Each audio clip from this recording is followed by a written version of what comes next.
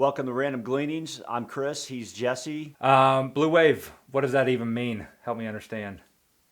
So, a blue wave is when we have a president, Democratic president, and then a Democratic Congress as well. Some people get celebratory and some people get scared in that setup, but here's the facts as to what's happened over history. I've got a chart here showing the 18 years since 1950 where Washington has hosted the blue wave, and as you can see, the average annual return 9.1% with a positive year percentage of 77.8. If you look through history, what you'll find is that 3 out of 4 years the stock market goes up. Here's the chart 1950 to now. Again, 75% of the time positive, average annual return 9.06.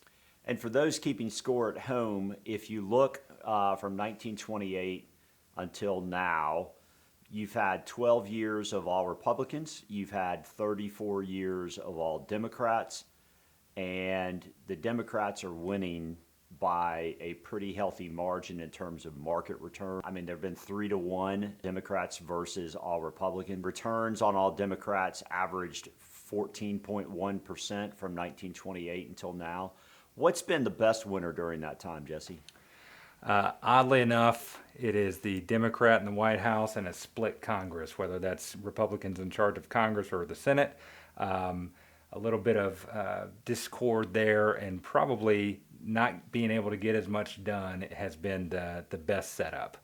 All right, so Bill Clinton and Newt Gingrich worked out pretty well. GameStop. Story of the week maybe ends up the story of the year. All right, so we're not going to spend a lot of time with short selling at this point or a short squeeze. This was brilliance for someone on social media deciding to take on hedge funds and cause them to get squeezed out of their position trying to make money as the stock drops, while the little guy on Reddit was trying to make money as the stock rises. But this was brilliance turned into the little guy on social media ultimately losing money. And we have been seeing that play out this week. Stocks dropped from mid-high 300s down to today it finished at 50. So if someone bought it at 300, I mean, they've now lost $250 a share. It's a shame. It's unfortunate. Sideshow is kind of what I think of in regards to how it all started. As you said, smart technical move, but taking advantage, I think, of folks in a rallying cry to beat the fat cats. And unfortunately, most often, fat cats don't get beat. So for those that were able to get out at the highs, congratulations. You've won the lottery to some extent. But I hate to see it for those that really believe that this was going to put it to Wall Street.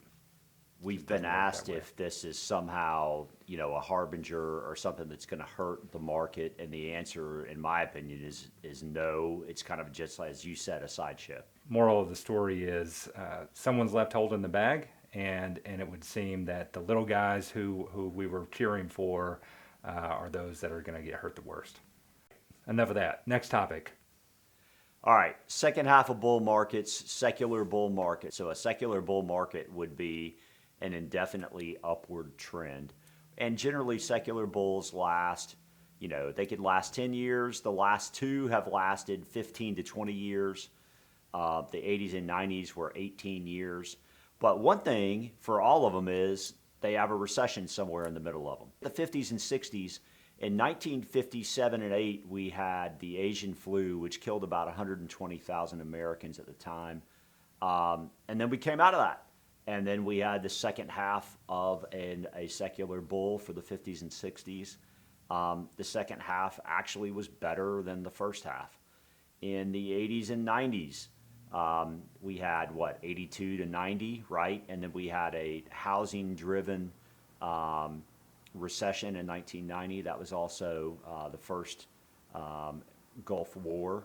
The 90s were fantastic for those that were in the markets, and it goes right back to what you mentioned earlier. Bill Clinton and Newt turned out pretty well. The second half of that bull market was also better than the overall upward trend in the 80s and 90s. So all that's not to say that's necessarily going to hold true, but it's at least good to know that the second half of bull markets have been pretty good. And we believe, the first half was from 2009 through 20, and now we're in the second half. And ultimately, we'll see where that takes us, but we do have reason to be positive. Economically, things are probably going to be pretty good in 2021. All right. Thanks, everyone, for your time. Real quick, got a shout out to my dad. It's his 70th birthday. Happy birthday, Dad. Happy birthday, Dad. Thanks, everyone. Talk to you soon. Be good.